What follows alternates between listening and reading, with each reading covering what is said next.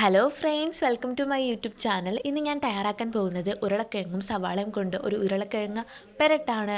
അപ്പോൾ വളരെ സിമ്പിളായിട്ട് നമുക്കിത് ട്രൈ ചെയ്ത് നോക്കിയാലോ. അപ്പോൾ ആ വീഡിയോയിലോട്ട് പോകാം. 3 ഉരുളക്കിഴങ്ങും ഒരു വലിയ സവാളയുമാണ് ഞാനിവിടെ എടുത്തിരിക്കുന്നത്. ഉരുളക്കിഴങ്ങ് നല്ലപോലെ കഴുകി വൃത്തിയാക്കി ഇതുപോലെ അരിഞ്ഞെടുക്കുക. അത് ഉപ്പിട്ട് നല്ലപോലെ വേവിച്ചെടുക്കുക. അതിനുശേഷം ഒരു പാൻ എടുക്കുക. പാൻ നല്ലപോലെ ചൂടായി വരുന്ന സമയത്ത് അതിലേക്ക് ആവശ്യത്തിന് എണ്ണയാണ് ചേർത്ത് കൊടുക്കുന്നത്. എണ്ണ നല്ലപോലെ ചൂടായി വരുന്ന സമയത്ത് അതിലേക്ക് ആവശ്യത്തിന് കടുകിട്ട് പൊട്ടിച്ചെടുക്കുക. കടുക് നല്ലപോലെ പൊട്ടി വരുന്ന സമയത്ത് അതിലേക്ക് ഞാൻ ചേർത്ത് കൊടുക്കാൻ പോകുന്നത് ഇഞ്ചിയും വെളുത്തുള്ളിയും അരിഞ്ഞതാണ്. ഇഞ്ചിയും വെളുത്തുള്ളിയും അരിഞ്ഞത് ചേർത്ത് കൊടുത്ത് നല്ലപോലെ അത് ഇളക്കുക. അത് നല്ലപോലെ മൂത്ത് വരണം. അത് മൂത്ത് വരുന്നത് വരെ നമ്മളിത് നല്ലപോലെ ഇളക്കുക. അതിലേക്ക് അടുത്തായി ചേർത്ത് കൊടുക്കുന്നത് അരിഞ്ഞു വെച്ച സവാളയും പച്ചമുളകും കറിവേപ്പിലയുമാണ്. പച്ചമുളക് റൗണ്ടിലാണ് ഇവിടെ അരിഞ്ഞിരിക്കുന്നത്. ഒരു പച്ചമുളകാണ് ഇവിടെ എടുത്തിരിക്കുന്നത്.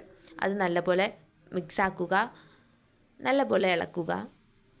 സവാളയുടെ നിറം മാറുന്നത് വരെ നമ്മൾ ഇങ്ങനെ ഇളക്കി കൊടുക്കണം. അതിലേക്ക് ആവശ്യത്തിന് ഉപ്പ് ചേർത്ത് കൊടുക്കുക.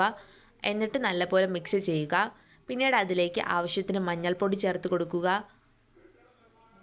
അതിനുശേഷം നല്ലപോലെ ഇളക്കുക. പിന്നീട് അതിലേക്ക് ആവശ്യത്തിന് കുരുമുളക് പൊടിയാണ് ചേർത്ത് കൊടുക്കുന്നത്. ആവശ്യത്തിന് കുരുമുളക് പൊടി ചേർത്ത് നല്ല രീതിയിൽ അത് മിക്സ് ചെയ്ത് ഇളക്കുക. നിങ്ങൾ പ്രത്യേകം ശ്രദ്ധിക്കണം, മസാലപ്പൊടികൾ ചേർക്കുന്ന സമയത്ത് ഇത് എപ്പോഴും തീ കുറച്ച് വയ്ക്കുക. ഗ്യാസിലാണെങ്കിലും ഇൻഡക്ഷൻ കുക്കറിലാണെങ്കിലും തീ കുറയ്ക്കാൻ പ്രത്യേകം ശ്രദ്ധിക്കുക. പിന്നീട് ആവശ്യത്തിന് മല്ലിപ്പൊടി ചേർത്ത് കൊടുക്കുക.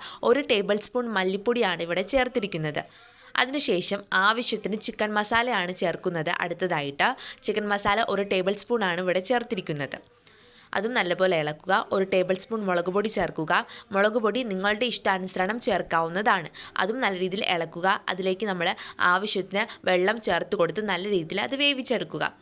ഈ തിള വന്ന് നിൽക്കുന്ന സമയത്താണ് നമ്മൾ ആവശ്യത്തിന് പുളി, കാരണം തക്കാളി ഇവിടെ നമ്മൾ ചേർത്തിട്ടില്ല. തക്കാളി ചേർക്കെങ്കിൽ ചേർക്കാവുന്നതാണ്. പുളിവെള്ളമാണ് നമ്മളിവിടെ പുളിയുടെ ഒരു ഇതിനു വേണ്ടി ചേർത്ത് കൊടുക്കുന്നത്. അതും നല്ല രീതിയിൽ തിളച്ച് വരുന്നുണ്ട്.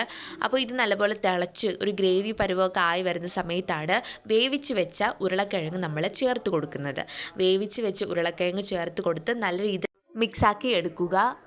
മസാല, അതായത് ആ ഗ്രേവി ഉരുളക്കിഴങ്ങിലേക്ക് നല്ല രീതിയിൽ പറ്റിപ്പിടിക്കുന്ന തക്കവണ്ണം നല്ല രീതിയിൽ അത് മിക്സ് ചെയ്യുക.